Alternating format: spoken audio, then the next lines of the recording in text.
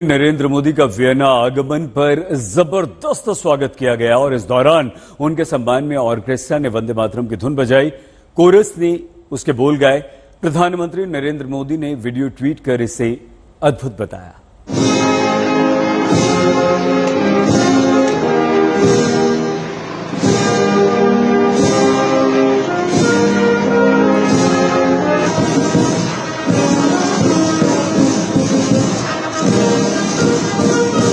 मोदी साहब का डंका तो बज ही रहा है पूरी दुनिया में, लेकिन उसके साथ साथ वंदे मातरम का डंका भी बज गया है पूरी दुनिया में।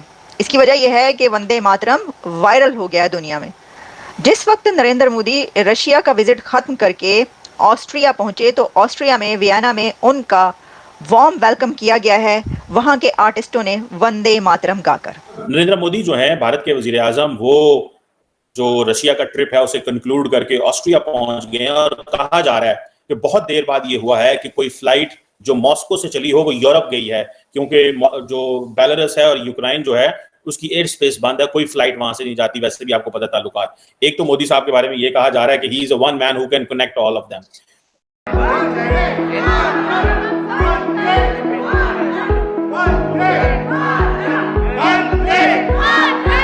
उस पे मैं समझता हूं कि मोदी साहब ने अपना इंटरनेशनल लेवल पे कद काठ बहुत बड़ा कर लिया है। और जैसे कि आप जानते ही हैं कि यूक्रेन और रशिया की भी एक टेंशन चल रही है, तो ऐसे में उनका विजिट कितना इंपॉर्टेंट है और किस लिए है।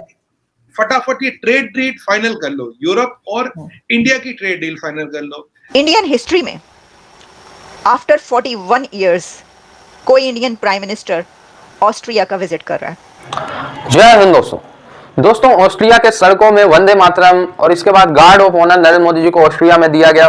उस समय भी वंदे मातरम की धुन इस समय पूरे यूरोप में और पूरे दुनिया में वायरल। जहां जहां भारतीय रह रहे हैं उनके सोशल मीडिया अकाउंट्स पे जरूर ये पोस्ट पहुंच चुका है कि यूरोप में ऑस्ट्रिया में वंदे मातरम के नारे लग रहे हैं और वंदे मातरम की धुन बज रही। दोस्तों, 41 साल बाद कोई प्रधानमंत्री या कोई राष्ट्राध्यक्ष भारत के ऑस्ट्रिया पहुंचे और जो हाईएस्ट प्रोटोकॉल हो सकता था ऑस्ट्रिया की तरफ से वो दिया गया। कल रात को ऑस्ट्रिया के चांसलर, जिसको वो सर्वोच्च लीडर है ऑस्ट्रिया के, वो मिले। ठीक है, इसके बाद ऑस्ट्रिया के विदेश मंत्री साहब खुद रिसीव करने पहुंचे, गार्ड ऑफ ऑनर दिया गया नरेंद्र मोदी जी को। और क्या चाहिए। एक तरफ माना जा रहा था कि यूरोप में नरेंद्र मोदी जाएंगे तो क्योंकि रूस से होकर जा रहे हैं तो थोड़ी रिश्तों में उतनी गर्माहट नहीं होगी, लेकिन इतने भव्य तरीके से स्वागत किया गया ऑस्ट्रिया में कि पहले तो किसी ने देखा ही नहीं था ऑस्ट्रिया में इतने वार्म वेलकम किसी का किया गया। ऑस्ट्रिया में बहुत ठंडे तरीके से वेलकम होता था, कोई भी लीडर पहुंच जाए ऑस्ट्रिया की राजधानी वियना में। ठीक है, तो ये जो नरेंद्र मोदी जी का वेलकम हुआ हर जगह हाईलाइट हो रहा है। और पाकिस्तानी ऑब्वियस सी बात है, जले ना इसको देख के, तो ऐसा तो नामुमकिन। जलने की जो बदबू है वो यहाँ तक आ रही है पाकिस्तानियों की। Indian prime minister Narendra Modi का ऑस्ट्रिया का विजिट क्यों इतना इंपॉर्टेंट है और ये एक हिस्टोरिक मोमेंट क्यों कहा जा रहा है, तो देखिए, सबसे पहले तो आप ये जान लीजिए कि जो वियना का विजिट है उसको हिस्टोरिक कहने की सबसे बड़ी वजह यह है कि इंडियन हिस्ट्री में आफ्टर 41 इयर्स कोई इंडियन प्राइम मिनिस्टर ऑस्ट्रिया का विजिट कर रहा है और ये एजाज़ हासिल हुआ है, ये ऑनर मिला है प्राइम मिनिस्टर नरेंद्र मोदी को। उनके नाम बहुत सारे ऑनर्स लगते जा रहे हैं। उनकी गुड लक भी बहुत है और उनकी मेहनत भी बहुत है, उनका हार्डवर्क और उनकी पॉलिसीज़, उनकी जो ग्लोबल पॉलिसी है इस वक्त, जियो पॉलिटिक्स, ग्लोबल पॉलिटिक्स, आप इसको कुछ भी कहिए, लेकिन उनकी जो इस वक्त डिप्लोमेसी है वो देखने के लायक है। देखिए ना, पहले वो रशिया के विजिट पर पहुंचे, वहां पर उनको हाथों हाथ लिया गया। वो तो विजिट आपको पता ही है कि कैसे पूरी दुनिया में वायरल हो रहा है। ठीक है, लेकिन उस विजिट पर जहां पूरी दुनिया की नज़रें थी तो ये बात भी कही जा रही थी कि जनाब अब जो रशिया का विजिट है, ख़ासतौर पर कुछ वेस्ट को जो है उससे बड़ी वो प्रॉब्लम्स थी कि इस वक्त जो है वो ये विजिट हो रहा है। तो उनका जवाब भारत ने इस एक विजिट से दिया है कि जहाँ एक तरफ भारत रशिया के साथ मेल मुलाकात करता है तो वहीं पर उसी के साथ उसके बाद भारतीय प्रधानमंत्री वजीर आजम यूरोप के एक कंट्री में चले जाते हैं। तो देखिए ना, इसको कहते हैं फॉरेन पॉलिसी। और किसको कहते हैं मुझे बताएं? फॉरेन पॉलिसी इसको नहीं कहते तो किसको कहते हैं कि रशिया के विजिट के बाद आप ऑस्ट्रिया का विजिट करें, आप यूरोप चले जाएं। अब देखें, यूरोप, वेस्ट और रशिया का इस वक्त क्या मामला चल रहे हैं। तो उन्होंने कहा कि कोई ऐसी बात नहीं, हमारे लिए तो सभी जो हैं वो एक जैसे हैं, हमारा तो सबके साथ ही अच्छा है। तो अगर आपको रशिया पे, तो हम रशिया के बाद हम यूरोप जा रहे हैं। वो यूरोप चले गए और यूरोप में फिर मोदी साहब का इस्तकबाल हुआ है, वंदे मातरम उनके आर्टिस्टों ने गा कर किया है। तो वंदे मातरम इस वक्त दुनिया में वायरल हुआ है। Vande Mataram goes viral in the world. Austria के आर्टिस्ट गा रहे हैं इसको और मोदी साहब का इस्तकबाल करें। अच्छा, सिर्फ यही नहीं हुआ बल्कि एक और बहुत इंटरेस्टिंग इवेंट हो गया और वो ये हुआ है कि जनाब जो चांसलर हैं, ऑस्ट्रिया के चांसलर जो हैं, वो मोदी साहब के बड़े फ़ैन निकले और उन्होंने उनके पहुंचते ही जब उनको वेलकम किया तो साथ ही उन्होंने कहा कि सर पहले एक सेल्फी हो जाइए, पहले एक सेल्फी ले लीजिए तो फिर बाद में सारी बातें होंगी, सर एक सेल्फी हो जाए पहले। तो ऑस्ट्रिया के चांसलर कार्ल एन हैमर ने उनके साथ खड़े होके, मोदी साहब के साथ खड़े होके एक सेल्फी बनवाई। अब ये सेल्फी भी वायरल हो रही है। तो ये मुझे पता नहीं कि क्या बात है, लेकिन नरेंद्र मोदी के साथ सेल्फीज बहुत वायरल होती हैं और ये बहुत सिलसिला है।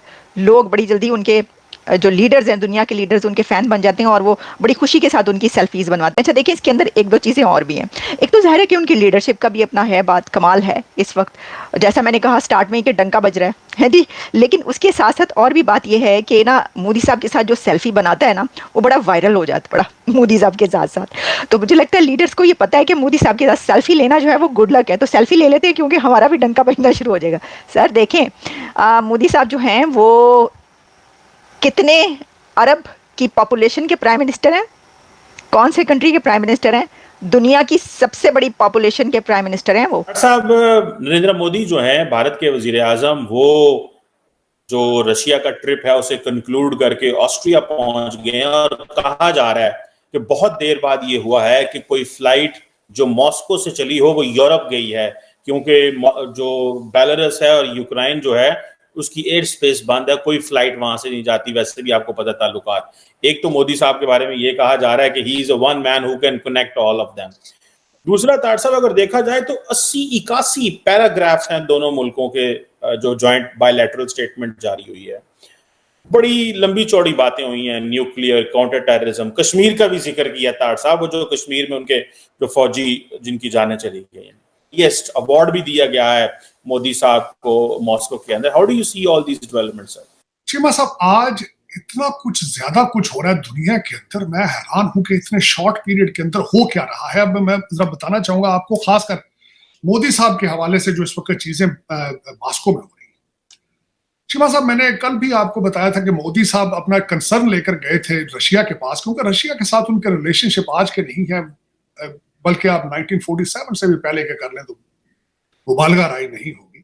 उनको कंसर्न था भारत को कि चाइना के साथ रशिया बहुत एक दूसरे के करीब हो रहे हैं और हमारा व्हाट इज आवर फ्यूचर। और इस वक्त तो जाहिर है कि उनको पसंद करने वालों की तादाद भी कितनी है, मुखालफिन भी, ओपोनेंट्स भी बहुत हैं, लेकिन उसी के साथ उनके जो सपोर्टर्स है वो भी बहुत है। देखें, एक जो बड़ा लीडर होता है ना, अगर कोई लीडर ऐसा हो जिसके ओपोनेंट्स ही ना हो तो ऐसे लीडर का की फायदा पाएं ले। किसी लीडर के अगर किसी पॉलिटिशियन के ओपोनेंट्स ना हो तो फिर तो मज़ा ही नहीं आता ना सर। अब देखिए पाकिस्तान में वो कहते हैं कि जी पाकिस्तान में जो है वो इमरान खान सबसे बड़ा लीडर है क्योंकि उसके जो फैन फॉलोइंग है वो देखें कहाँ पर है, लेकिन उसकी जो ओपोनेंट्स हैं वो भी देख लें फिर क्या हालात वाक़यात हो रहे हैं उनके साथ पाकिस्तान के अंदर। चलें, वो तो एक वैसे ही हमने वो बात की, अभी हम पहले इस पे आते हैं, पाकिस्तान की तरफ अभी हमने आना है।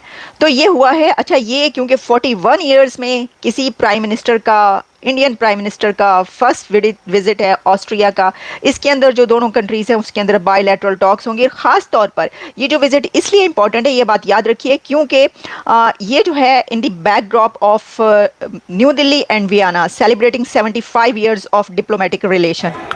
तो दोस्तों, ऑस्ट्रिया में 41 साल के बाद ये भव्य स्वागत नरेंद्र मोदी जी का। 41 साल के बाद मैं इसलिए कह रहा हूँ क्योंकि कोई लीडर 41 साल के बाद ही भारत का ऑस्ट्रिया में गया। नरेंद्र मोदी जी से पहले 41 साल पहले कोई भारत के प्रधानमंत्री वहां पे गए थे।